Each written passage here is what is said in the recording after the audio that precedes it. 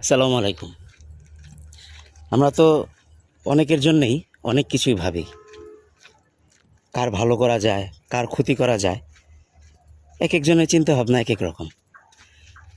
আসুন আজকে একটু আমরা একজন হকারকে নিয়ে ভাবি, যারা রাস্তায়, বাসে, ট্রেনে আমাদের জন্য বিভিন্ন খাবারের পণ্য, পোশাক, বিভিন্ন কিছু হকার করে বেড়াচ্ছে।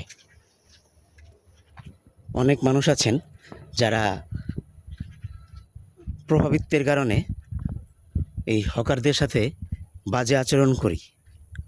আসুন সবাই মিলে ওদের প্রতি একটু সহানুভূতিশীল হই, ওদের কথাটা একটু ভাবি যে ওরা কতটা কষ্ট করে আমাদের জন্য এইসব সরঞ্জামাদি বা খাবারের জিনিসপত্র নিয়ে রাস্তায়, বাসে ঘুরে ঘুরে বিক্রি করছে।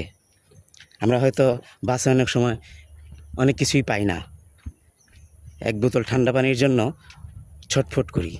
এই হকারের কাছ থেকে আমরা পানি পাই, আমাদের জীবন বাঁচে।